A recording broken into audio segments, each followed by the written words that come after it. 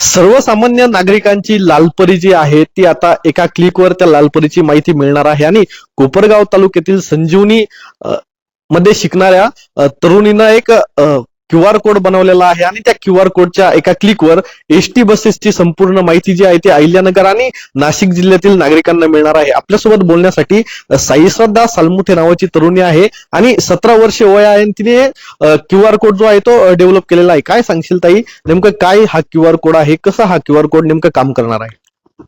QR code based integration system आपण महामंडळामध्ये implement केली आहे. ती सध्या 2 जिल्ह्यांमध्ये फंक्शनल आहे, अहिल्यानगर आणि नाशिक.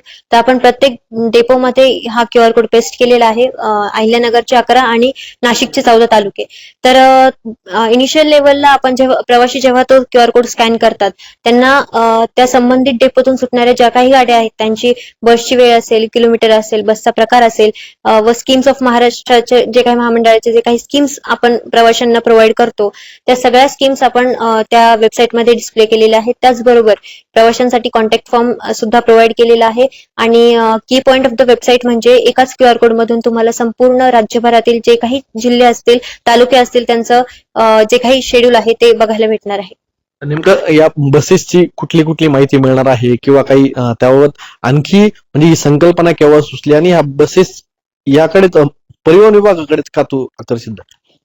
मी ह्या संकल्पनेची सुरुवात 8वीत असताना केली होती आणि त्यानंतर actually where is my train app जसं रेल्वेच्या प्रवाशांसाठी काम करतं तसं MSRTC साठी, Maharashtra state road transport corporation साठी टेक्नॉलॉजिकल ऍडव्हान्समेंट यावी म्हणून मी त्यांचं मोटिवेशन घेऊन इथे वाटचाल करायला माझा विचार इकडे आले की आपण महामंडळाच्या जे काही सामान्य जनता प्रवास करते त्यांच्यासाठी देखील अशी टेक्नॉलॉजिकल ऍडव्हान्समेंट करावी म्हणून मी महामंडळासाठी हे प्रोजेक्ट राबवण्याचं निश्चित केलं. आणि परिवहन मंत्र्यांनी माझा सत्कार 18 ऑगस्ट 2026 रोजी केला. तर त्या दरम्यान जे काही सिस्टीम आपण राबवत आहोत ते संपूर्ण सिस्टीम मी महामंडळाचे जे काही अधिकारी वर्ग असेल, मंत्री महोदय असतील त्यांच्या समवेत मी तो प्रेझेंटेशन साहेबांसमोर दिलं होतं. त्यानंतर त्यांनी मला महामंडळाचं दूत म्हणून घोषित केलं आणि माझा संपूर्ण जो काही शिक्षणाचा खर्च आहे तो त्यांनी स्वखर्च ते बेअर करणार आहे अशी घोषणा देखील त्यांनी पत्रकार परिषदेमध्ये केलेली आहे. अहिल्यानगर आणि नाशिक जिल्ह्यासाठी आता हा QR कोड लॉन्च केलेला आहे. पुढील कालावधीमध्ये राज्यामध्ये देखील हा QR कोड जाणार आहे. राज्यातील जी ग्रामीण भागातील जनता आहे किंवा नागरिक असतील किंवा सर्वसामान्य तरुण तरुणी असतील यांच्यासाठी याचा काय फायदा होतो? महामंडळासाठी जे काही सॉफ्टवेअर आपण इन्व्हेंट केलेलं आहे त्यासाठी आपण हे राज्यभर तर राबवणारच आहोत कारण सध्या मी 2 जिल्ह्यांमध्ये फंक्शनल ठेवलेलं आहे. परंतु लवकरच मी परवा दिवशीच्या पत्रकार परिषदेमध्ये देखील शाश्वती दिलेली आहे की संपूर्ण महाराष्ट्रासाठी आपण हा प्रकल्प राबवणार आहोत. आणि निश्चितपणे जसं where is my train app हे सुरुवातीला कमी लोकांमध्ये आलं पण नंतर आता जर बघायला गेलं तर घरोघरांमध्ये त्याचं ऍप डेव्हलपमेंट म्हणजे ऍपचं यूज जे आहे ते बघायला भेटतंय. तसं निश्चितपणे महामंडळाचं जे काही टेक्नॉलॉजिकल ऍडव्हान्समेंट आहे माझी शाश्वती आहे की पुढील काळात 5 वर्षात किंवा 2 वर्षात आपण ते एवढ्या गतीने पुढे नेणार आहोत की सामान्य जनतेसाठी, महाराष्ट्राच्या सामान्य जनतेसाठी याचा वापर निश्चितच चांगल्या प्रकारे होणार आहे आणि त्यांना संपूर्ण जी काही माहिती आहे ती इझी अवेलेबल होणार आहे. आणि यासाठी जनतेचं जे काही इन्व्हॉल्वमेंट वेबसाईटमध्ये होतं ती कदाचित एक बोन पॉइंट ठरेल माझ्यासाठी कारण त्यांची इन्व्हॉल्वमेंट नसते तर कदाचित आज हे प्रोजेक्ट इथपर्यंत आलं नसतं. आणि निश्चितपणे आपण जनतेचा जो काही ट्रस्ट घेतलेला आहे त्या ट्रस्टला तडा न जाता मी काम करणार आहे आणि संपूर्ण महाराष्ट्रात याचा असा वापर होणार आहे. परिवहन मंत्र्यांशी चर्चा झाली, परिवहन मंत्र्यांनी देखील भेटीला बोलवलं, त्यावेळी काय चर्चा झाली आणि त्यांची प्रतिक्रिया काय होती? साहेबांनी मला प्रेझेंटेशन नंतर त्यांच्यासमोर मी भरपूर की पॉइंट्स मांडले की माझं प्रेझेंटेशन झाल्यानंतर त्यांना माझं पेटेंट वगैरे सगळं दाखवलं. त्याच पेटेंट्समध्ये मी IITचे भरपूर काही सर्टिफिकेट्स डिस्प्ले केले.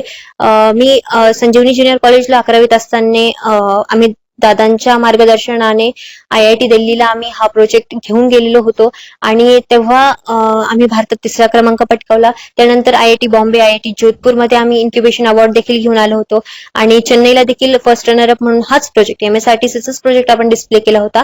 आणि त्या प्रोजेक्टला मिळाले जे काही प्राइज होते ते संपूर्ण फेलिसिटेशन्स वगैरे रिस्पेक्टेड अमित दादांनी माझे युनिव्हर्सिटीला बोलवून केलेले होते. आणि हे संपूर्ण जे काही माझे फेलिसिटेशन्स असतील किंवा मला मिळालेले अचिव्हमेंट्स असतील हे संपूर्ण मी मंत्री साहेबांसमोर मांडलं.